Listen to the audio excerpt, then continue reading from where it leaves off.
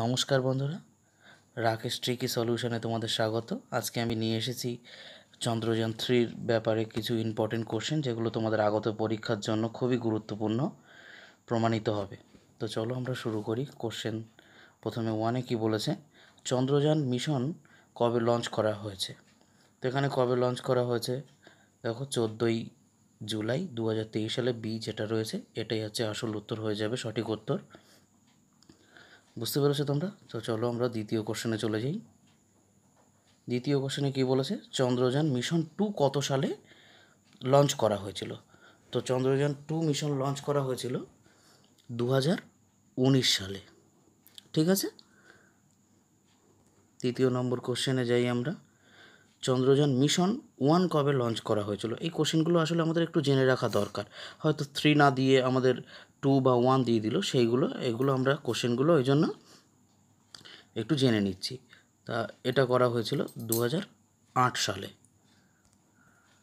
4 নম্বর question আমরা দেখব, চন্দ্রযান 3 এর অবতরণের সময়সূচি কী?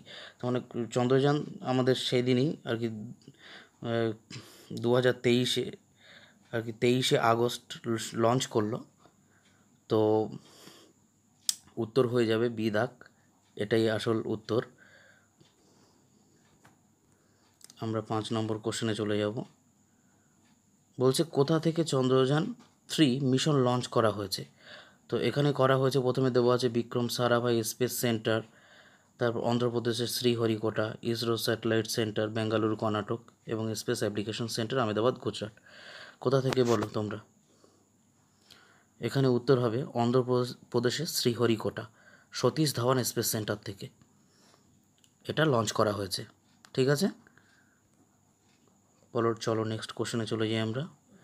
এখানে বলছে মিশন চন্দ্রযান 3 এর ল্যান্ডারের নাম কি? এটা খুবই গুরুত্বপূর্ণ কোশ্চেন, এগুলো পরীক্ষায় আসার চান্স রয়েছে। যে ল্যান্ডারের নাম কি? এখানে ল্যান্ডারের নাম হচ্ছে বিক্রম। এই বিক্রমটা নাম রাখা হয়েছে বিক্রম সারাভাই নামকরণ অনুসারে বিক্রম রাখা হয়েছে। ঠিক আছে, যিনি হচ্ছেন আমাদের আর কি মহাকাশ আর কি টেকনোলজির আর কি সূত্রপাত করেছিলেন আমাদের ভারতবর্ষের, যিনি পিতা মহাকাশ টেকনোলজির, বিক্রম সারাভাই। তো জানো ওনার নামেও একটা স্পেস সেন্টার আছে, বিক্রম সারাভাই স্পেস সেন্টার। তো 7 নম্বর কোশ্চেনে আমরা চলে যাব। মিশন চন্দ্রযান 3 এর ল্যান্ডারের ওজন কত? মিশন এর ল্যান্ডারের ওজন কত? ল্যান্ডারের ওজন হচ্ছে 1752 কেজি। ঠিক আছে, এটা তোমাদের মনে রাখতে হবে যে ল্যান্ডারের ওজন কত, 1752 কেজি। ঠিক আছে, পরের কোশ্চেনে চলে যাব আমরা। মিশন চন্দ্রযান 3 এর রোভারের নাম কি? এটা খুবই ইম্পর্টেন্ট কোশ্চেন। এর রোভারের নাম আসলে কি? অপশানে রয়েছে বিজ্ঞান, প্রজ্ঞান, আদিত্য ও বাহুবলী। এখানে অপশান বিটা অ্যান্সার হয়ে যাবে প্রজ্ঞান, এটাই আসল উত্তর। আমরা 9 নম্বরে চলে যাব। মিশন চন্দ্রযান 3 এর ওজন কত? টোটাল ওজন জানতে চেয়েছে যে আসলে ওজন কত। তো এখানে রয়েছে 3900 KG, 4100 KG, 3800 KG, 3500 KG. Right answer কোনটা হবে? এখানে রাইট অ্যান্সার হয়ে যাবে প্রথম এ দাগ, 3900 কেজি। ঠিক আছে, চন্দ্রযান 3 মিশনের জন্য কত টাকা খরচ হয়েছে? এটা খুবই একটা ইম্পর্টেন্ট কোশ্চেন, যে টোটাল কত টাকা খরচ হয়েছে। এখানে টোটাল খরচ হয়েছে, সি দাগ অ্যান্সার হয়ে যাবে 615 কোটি টাকা খরচ হয়েছে। যেখানে অন্যান্য দেশ হাজার হাজার কোটি টাকা খরচ করেও সেই জায়গায় পৌঁছতে পারেনি, যা আজকে ভারত সেই ইতিহাস আজকে রচনা করেছে। ঠিক আছে, তো 11 নম্বর কোশ্চেন, চন্দ্রযান 3 মিশনের ডিরেক্টরকে? এবার আর কি মহিলারাই আর কি চন্দ্রযান 3 আর কি এতে কাজ করেছেন এবং ডিরেক্ট করেছেন। এটা খুবই আমাদের গর্বের ব্যাপার যে আমাদের ভারতীয় মহিলারাই এই টেকনোলজির সাথে যুক্ত হয়ে এমন ইতিহাস রচনা করেছেন। এবং ইনি হলেন যে বি দাগ, ঋতু কারিথাল, ঋতু কারিথাল শ্রীবাস্তব ওনারা টোটাল নাম, টাইটেল। তো ইনি হচ্ছেন ডিরেক্টর। 12 দাগের কোশ্চেন, চন্দ্রযান 3 মিশনের প্রজেক্ট ডিরেক্টর কে ছিলেন? এও একটা খুবই ইম্পর্টেন্ট কোশ্চেন। আমরা তো জানলাম যে ডিরেক্টর কে ছিলেন ঋতু কারিথাল, কিন্তু প্রজেক্ট ডিরেক্টর হলেন ইনি মুথাইয়া ভানিতা, সি দাগ, এটাই অ্যান্সার। তাও দাগে চলে যাব।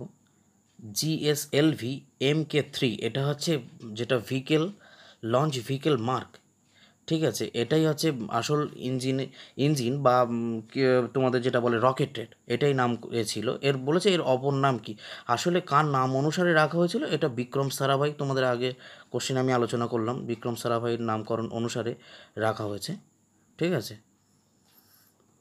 চলো আমরা 14 দাগের কোশ্চেনে চলে যাই। মিশন চন্দ্রযান 3 এর থিম কী ছিল, এর থিমটা কী ছিল? Science of the moon, science and moon, moon is very near, না ইন্ডিয়া টুয়ার্ডস মুন অরবিট। তো এখানে এই অপশানটা রাইট হয়ে যাবে, সায়েন্স অফ দ্য মুন, এটাই রাইট অ্যান্সার। প্রশ্নে কি বলেছে, চন্দ্রযান 3 এর জন্য প্রমুখ রকেটের ইঞ্জিনের নাম কি? যে রকেটের যে ইঞ্জিনের নাম ছিল সেটা তোমরা জেনে রাখবে যে CE-20 ক্রায়োজেনিক ইঞ্জিন। আর সবসময় রকেটের ইঞ্জিন ক্রায়োজেনিক ইঞ্জিন হয়ে থাকে এগুলো, ঠিক আছে, যে টাইপটা ক্রায়োজেনিক ইঞ্জিন হয়ে থাকে, তার নাম হচ্ছে CE ক্রায়োজেনিক ইঞ্জিন। তোমরা চাইলে নোট করে নিতে পারো খাতায়। এবং 16 নম্বর কোশ্চেন, এবং এটাই লাস্ট কোশ্চেন, যে ইসরোর বর্তমান চেয়ারম্যানকে বা চেয়ারপারসনকে, ঠিক আছে, তোমরা সবাই জানো যে এস সোমনাথ, ইনি হচ্ছেন বর্তমান চেয়ারপারসন।